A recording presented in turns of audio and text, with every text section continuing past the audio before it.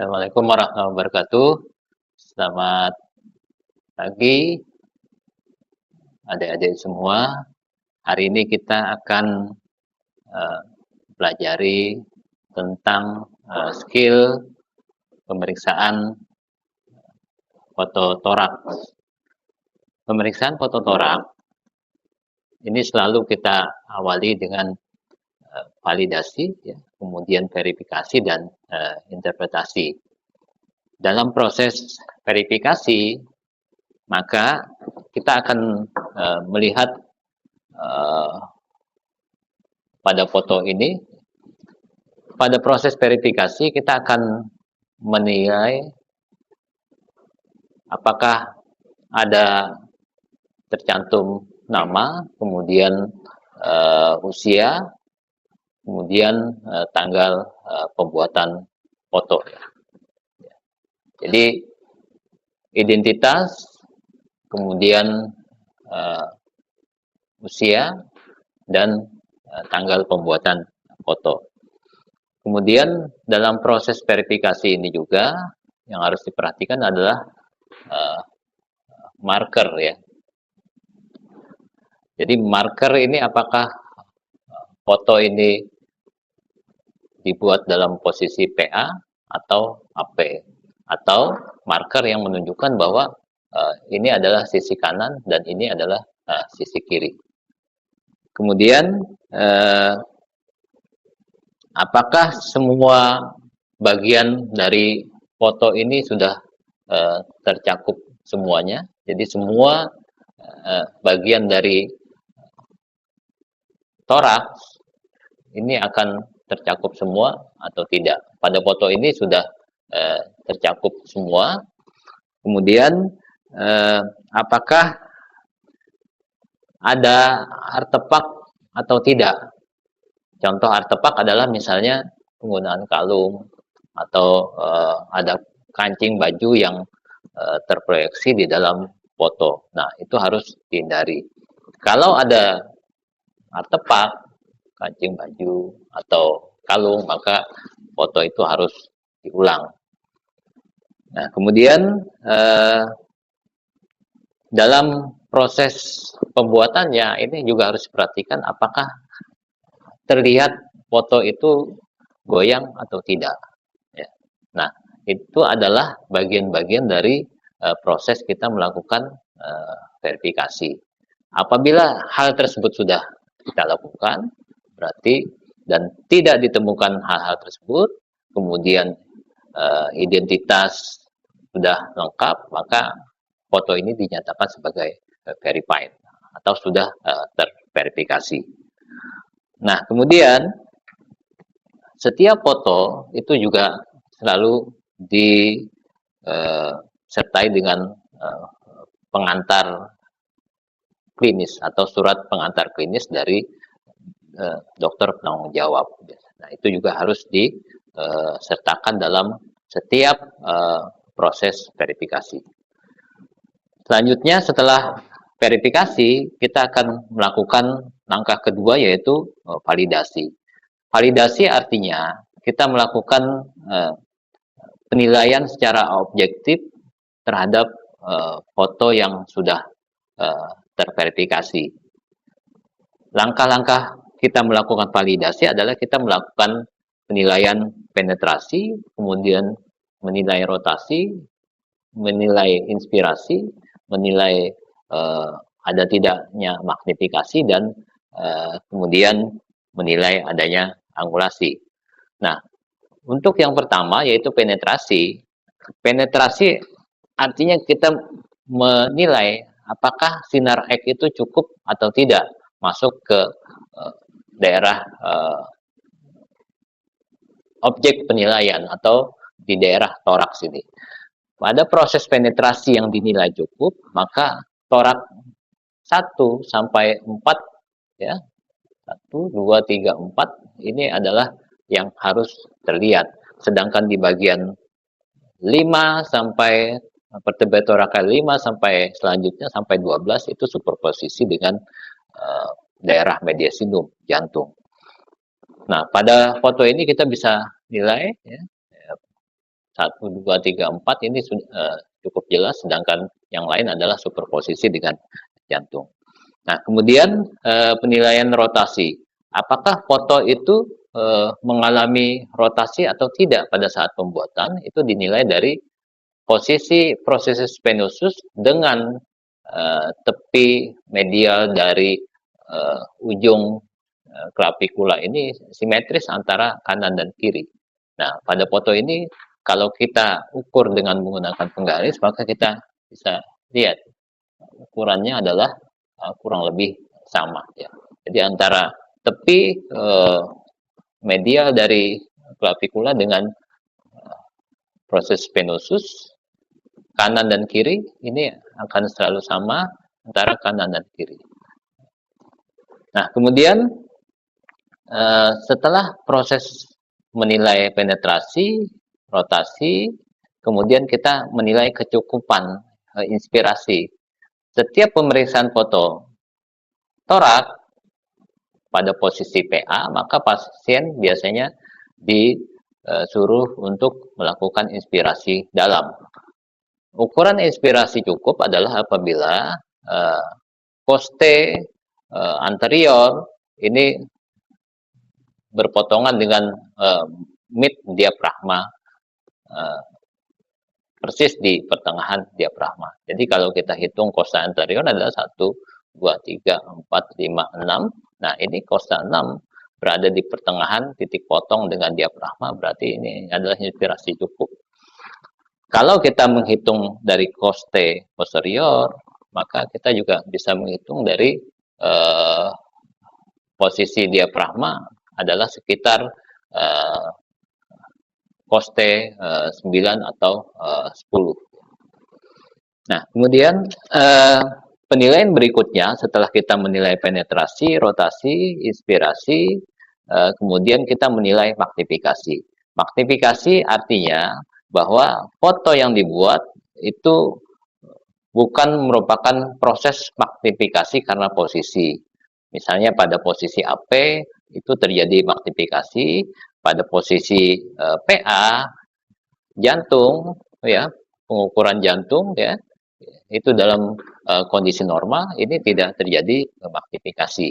Apabila jantung mengalami pembesaran, maka kita harus menilai magnifikasinya. Apakah magnifikasi pembesaran jantung itu disebabkan karena posisi atau memang jantung itu karena memang membesar. Nah, kemudian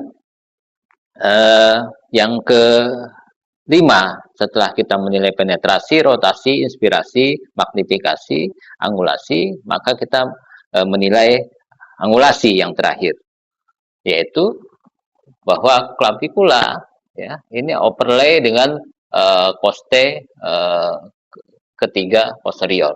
Apabila dia bersisian atau overlay, maka foto ini tidak mengalami angulasi. Artinya foto yang dibuat itu memang betul-betul sinar X-nya adalah tegak lurus terhadap badan pasien. Apabila parameter penetrasi, rotasi, inspirasi, kemudian magnifikasi, angulasi, 5 parameter ini dinilai sudah cukup, maka ini disebut sebagai valid. Artinya foto ini valid untuk dilakukan penilaian atau valid untuk dilakukan interpretasi pada langkah berikutnya. Nah, itu kira-kira adik-adik sekalian untuk proses penilaian verifikasi, kemudian penilaian validasi.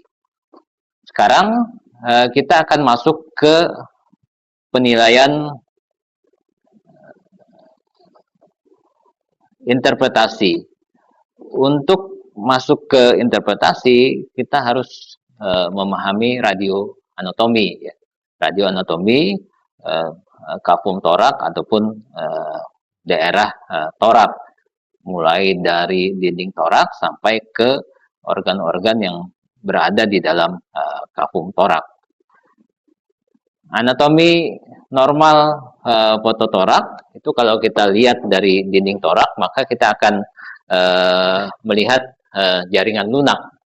Jaringan lunak adalah berada di sisi dinding torak kanan dan kiri, kemudian di daerah aksila, kemudian di daerah supraclavicular, kemudian bagian koli kanan dan kiri ini biasanya terscanning sebagian.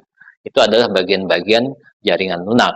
Kemudian tulang yang kita bisa lihat adalah tentu clavicula kanan kiri, kemudian tulang scapula kanan kiri, biasanya humerus terproyeksi sedikit, biasanya daerah kaput humerus akan terlihat sedikit kanan dan kiri, dan kemudian adalah tulang belakang yang terproyeksi biasanya adalah vertebrae thoracalis, ya. Biasanya yang menjadi basis penilaian adalah vertebrae thoracalis 1 sampai 4. 5 dan 12 itu tidak masuk dalam penilaian fototoraks. Nah, kemudian kita masuk ke bagian intratorakalnya, yaitu daerah trakea. Daerah trakea ini merupakan daerah yang lusen di sekitar mediastinum di bagian pertengahan, ya. Kemudian biasanya dia akan nanti bercabang pada setinggi vertebrae thorakal 4, ya, menjadi karina. Ini bisa kita lihat, ini adalah trakea. Kemudian setelah trakea, kemudian kita masuk ke daerah hilus. Ini adalah hilus. Hilus ini merupakan tempat masuk dan keluarnya pembuluh darah, kemudian lymph node dan bronkus yang masuk ke dalam paru, ya. Bronkus kanan dan bronkus kiri, ya. Nah, hilus ini biasanya, ya, secara kualitatif kita bandingkan dengan trakea. Jadi besarnya secara kualitatif kurang lebih diameter trakea yang pada pasien yang bersangkutan. Kemudian paru, ini kita bisa lihat paru pada foto konvensional, pada foto X-ray, maka paru ini dibagi menjadi zona atas, tengah, dan bawah, atau kita sebut sebagai lapang atas, lapang tengah, dan lapang bawah. Daerah lapang atas itu adalah daerah yang dibatasi oleh koste 2, ya, koste 2 dengan clavicula. Di atas clavicula ini disebut bagian dari apex, ya. Kemudian koste 2 sampai koste 4 ini disebut zona tengah atau lapang tengah. Kemudian koste 4 sampai diafragma ini disebut sebagai zona bawah atau lapang bawah. Begitu juga berlaku dengan sisi sebelah kiri. Jadi pada penilaian fototorak harus diperhatikan bahwa selalu disebutkan apex, lapang atas, lapang tengah, dan lapang bawah. Itu adalah nomenklatur yang dipergunakan. Nah, kemudian daerah tengah ini merupakan daerah organ-organ mediastinum namanya. Ya, organ mediastinum yang terbesar adalah jantung. Ya, jantung pada fototorak yang kita nilai adalah tentu posisi jantung dan ukurannya yang penting dengan kardiotorakik rasio. Nah, kemudian diafragma kita nilai adalah diafragma sisi kanan dan diafragma sisi kiri. Pada foto konvensional biasanya dalam kondisi normal diafragma kanan ini selalu lebih tinggi daripada diafragma kiri karena adanya organ hepar yang berada di bawah diafragma.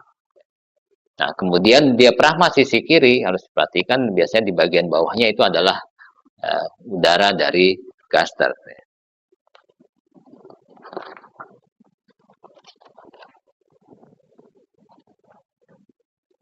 Nah, itulah kira-kira radioanatomi, ya, yang mencakup atau yang terdapat di dalam regiotorak atau berada di dalam kapung torak. Nah, pada foto torak nantinya setelah kita memahami radioanatomi tadi, maka kita akan masuk ke proses interpretasi. Ya. Pada proses interpretasi ini, untuk memudahkan adik-adik sekalian, maka dilakukan dengan pendekatan airway, breathing, ya, circulation, diafragma, dan averaging atau struktur-struktur yang lain atau struktur yang terlibat. Nah, pada proses interpretasi ini, pendekatan ABCDE ini dilakukan agar semua organ yang ada di dalam kapung torak ini tidak ada yang terlewat, ya.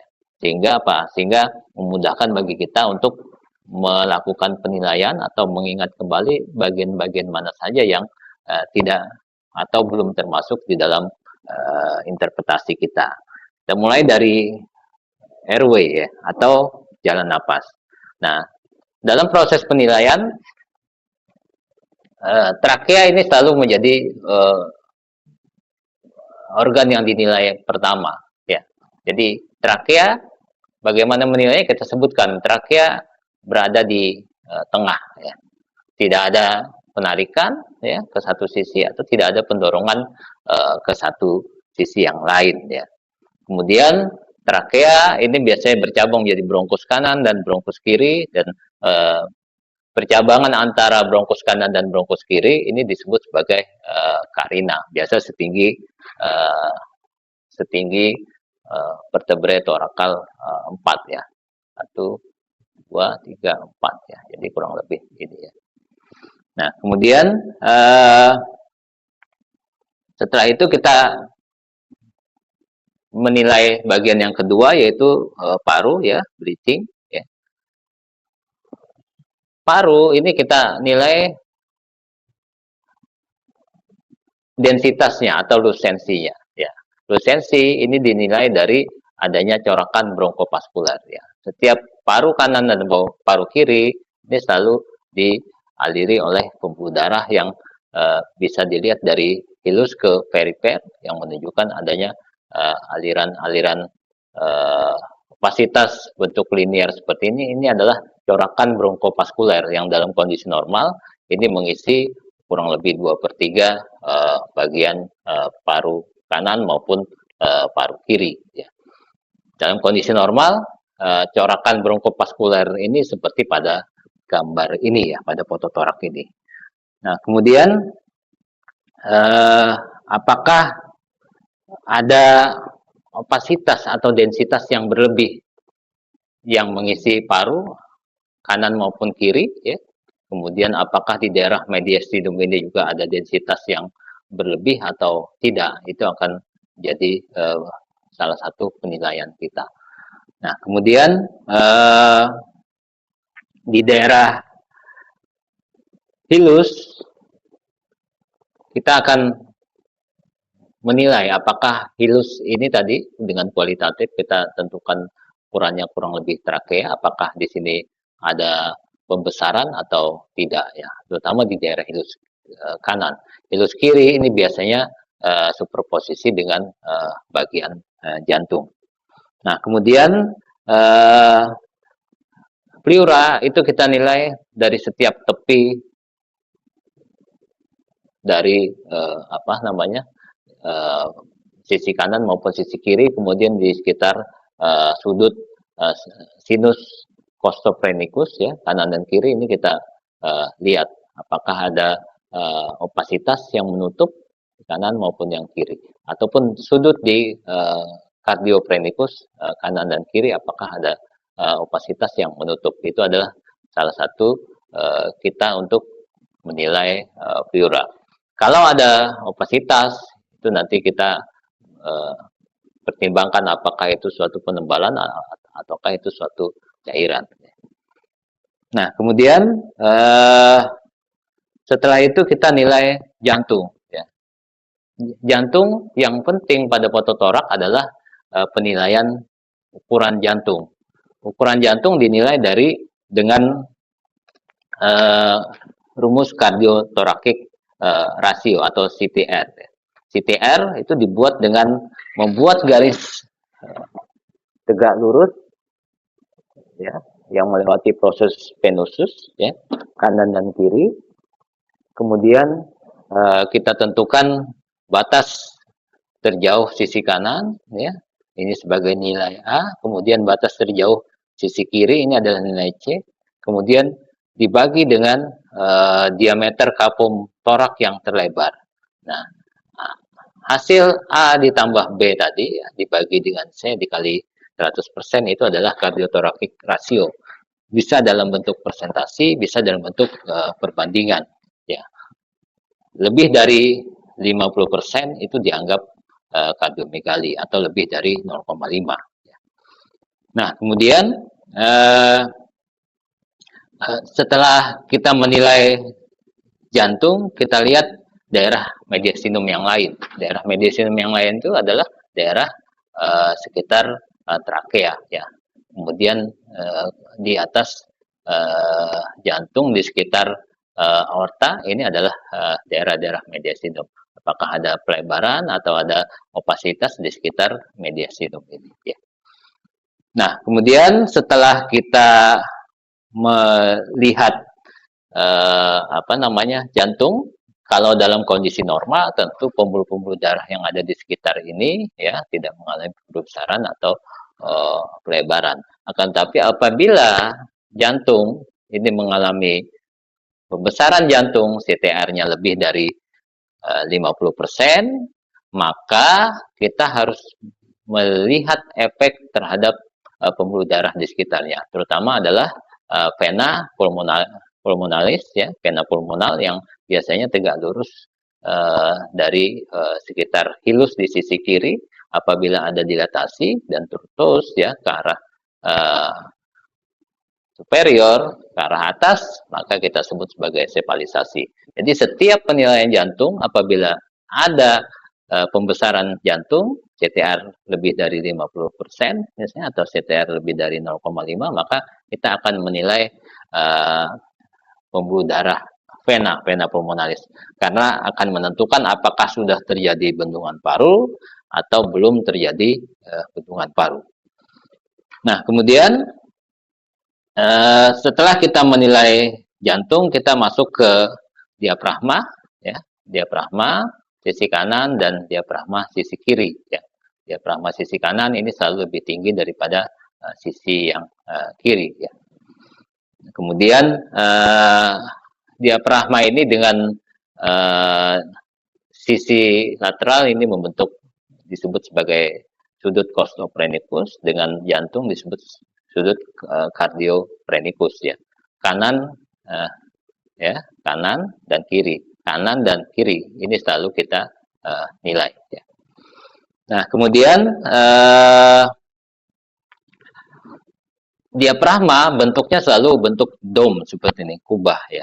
Pada saat diafragma ini tidak berbentuk kubah seperti ini, maka kita harus mencurigai kemungkinan sudah adanya plating diafragma yang merupakan karakteristik dari emphysem atau penyakit PPOK atau obstruktif kronis, ya. Nah, kemudian yang lain, ya, kita menilai tulang, ya. Ini adalah clavicula kanan kiri, kemudian costae, ya, costae anterior, costae posterior, ya. Terutama pada kasus-kasus trauma akan selalu kita perhatikan tulang-tulang yang ada, ya, terutama costae, clavicula. Kemudian setelah itu kita lihat juga bagian subtisu di daerah dinding dada kanan kiri, kemudian supraclavicula kanan kiri, dan daerah aksila kanan dan kiri. Ini adalah bagian-bagian yang kita nilai. Nah, kemudian apabila pasien ini adalah pasien rawat inap, maka kita harus perhatikan biasanya alat-alat medis atau medical device yang ikut terpasang. Bisa NGT, kemudian bisa ETT atau CPC atau drain yang lain, apakah posisinya sudah benar atau tidak, ya. Itu mungkin yang bisa kita lakukan untuk penilaian fototorak di tahap interpretasi. Ya, dalam kondisi normal, hal-hal itu yang harus kita perhatikan. Jadi saya ulangi lagi sebagai kesimpulan pemeriksaan fototorak. Yang pertama kita melakukan verifikasi, kemudian yang kedua kita melakukan validasi, kemudian setelah itu kita melakukan interpretasi. Ya, baik. Kita lanjutkan untuk pemeriksaan fototorak yang patologis ya, ada kelainan-kelainan.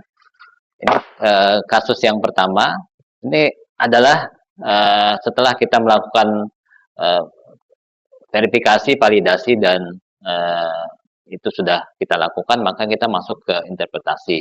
Dalam proses interpretasi ini, maka yang kita perlu tekankan adalah lesi apa yang atau kelainan apa yang sebenarnya tampak secara jelas, secara kasat mata atau eye catching kita yang pertama kali kita lihat, itu yang menjadi fokus perhatian kita dengan tetap memperhatikan langkah-langkah interpretasi kita. Ini adalah ini adalah contoh kasus pneumonia. Pneumonia ini adalah karakteristiknya yang harus Anda perhatikan. Ada opasitas, ya, ada opasitas. Opasitas itu adalah putih. Kemudian ada bagian-bagian air bronkogram di bagian dalamnya, ya, di bagian dari lesi ini. Maka ini adalah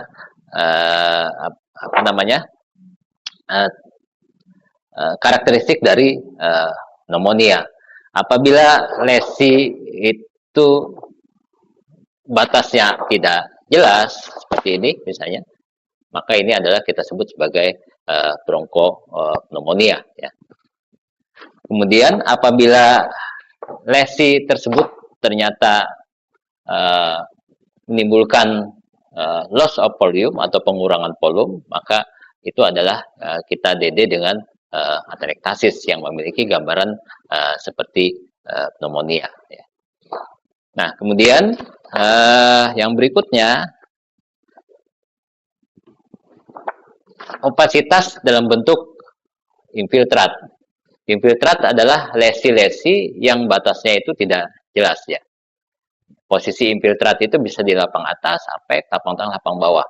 Pada kasus ini kita bisa melihat distribusi infiltrat dominan di lapang atas dan lapang tengah. Ini merupakan karakteristik infiltrat yang terjadi pada tuberkulosis paru, ya. Ini kita lihat, ini adalah infiltrat, ya, di lapang tengah, ya. Kemudian sebagian ada yang di lapang atas. Kemudian ada juga infiltrat yang bentuknya lebih tegas di lapang tengah di sisi kiri, ya. Ini adalah juga bagian dari proses spesifik tuberkulosis.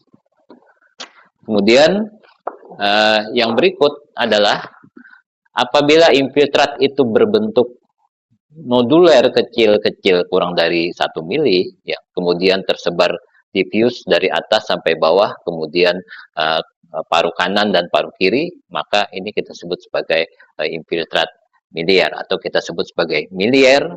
Kemudian kelainannya disebut sebagai TB miliar biasanya. Ini adalah contoh TB miliar. TB miliar karena diffuse seperti ini biasanya disebabkan oleh karena proses hematogen. Kemudian yang berikutnya adalah Anda melihat adanya opasitas yang simetris kanan dan kiri, ya, ya, di sisi medial, ya. Ini adalah infiltrat atau konsolidasi, ya, atau opasitas yang berada di 2/3 medial paru kanan dan paru kiri, simetris, ya, membentuk gambaran seperti batwing. Ini adalah karakteristik pada lung edem. Lung edem ini biasanya disebabkan oleh karena gagal jantung, sehingga biasanya disertai dengan pembesaran jantung. Apabila gambaran batwing ini, ya, tidak disertai dengan pembesaran jantung, itu biasanya lung edemnya disebabkan oleh karena flushing cairan yang berlebih. Kemudian ini kita bisa lihat ada opasitas yang kita bisa mendeskripsikan ini adalah opasitas yang batasnya jelas berbentuk oval atau semi oval atau bulat. Karena batas 2/3 lingkaran ini atau lesi ini adalah kita bisa lihat, akan tapi di bagian atas karena superposisi dengan batas tepi paru kita tidak bisa melihat, sehingga ini adalah kita sebut sebagai nodul. Apabila nodul ini lebih dari 3, maka kita sebut sebagai massa ya. Oleh sebab itu kita setiap menemukan nodul maka kita harus mengukur diameter ya. Bila lebih dari 3 kita sebut sebagai massa. Apabila kurang dari 3 cm maka kita sebut sebagai nodul. Nodul nanti kita bedakan lagi nodul besar, nodul sedang, dan nodul kecil. Kemudian yang paling kecil kurang dari 1 mili adalah nodul minier. Nah, ini adalah contoh nodul yang kecil-kecil ya. Ya, kemudian nodul kecil-kecil ini multiple ya. Kemudian diffuse dan kanan kiri. Ini biasanya pada proses metastasis ya dari tempat lain. Nah, kemudian ini adalah lesi yang cenderung lusen atau cenderung hitam. Pada paru ini kita bisa lihat ada lusensi yang diffuse kanan dan kiri. Kemudian ini sudah ada plating diafragma di sisi yang kanan ya. Kita bisa lihat ini adalah contoh pada kasus emphysema ya. Nah, nanti kalau emphysema ini disertai dengan ada dilatasi bronkiolus atau dilatasi bronkus, itu kita sebut sebagai bronkiektasis, bagian dari PPOK. Nah, kemudian ini adalah contoh penebalan di daerah bronkus ya, atau peribronchial thickening, atau kalau kita menemukan ada bulat-bulat seperti cincin maka kita sebut sebagai peribronchial cuffing. Biasanya di sisi kanan maupun sisi kiri ya, di sekitar hilus itu kita bisa lihat proses penebalan itu. Ini adalah contoh bronkitis kronis. Bronkitis kronis pada kasus ini ya, pada foto ini underlying-nya adalah proses tuberkulosis yang lama yang mungkin saat ini masih aktif, jadi masih dalam proses terapi. Nah, ini adalah contoh lesi lusen tanpa sama sekali ada corekan vaskuler ya, dibandingkan sisi sebelah kiri kita akan lihat ini masih ada corekan vaskuler, sama sekali tidak ada. Ini disebut sebagai pneumotorak. Apabila pneumotoraknya ini besar seperti pada kasus ini ya, sehingga menimbulkan pergeseran mediastinum ke sisi yang kontralateral ya, seperti ini melewati midline, maka ini kita sebut sebagai tension pneumotorak. Nah, kemudian ini adalah opasitas yang karakteristik seperti meniscus sign ya, pada sisi di hemitorak di sebelah kiri ya. Ini adalah kita sebut sebagai efusi pleura ya. Efusi pleura bisa terjadi di sebelah kiri ataupun bisa di sebelah kanan. Yang gambaran ini adalah karakteristik meniscus sign ya, kemudian sudut costophrenicus di sebelah kiri ini sama sekali tertutup ya. Nah, kemudian ini juga ada opasitas ya. Opasitas kita tidak bisa menentukan batasnya, akan tapi di bagian tengah ternyata ada bagian lusensi yang berbentuk seperti blood level, sehingga ada batas antara udara dengan cairan.